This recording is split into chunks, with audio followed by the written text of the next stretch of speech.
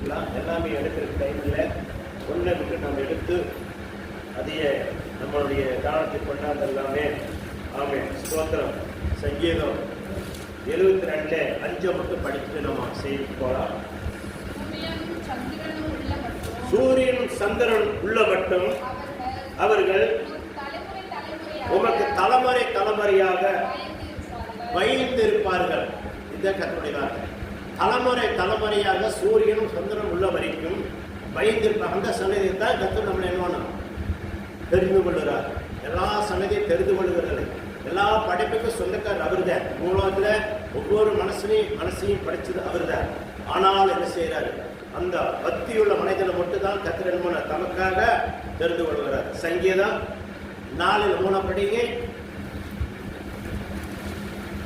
சங்கீதம் 4:3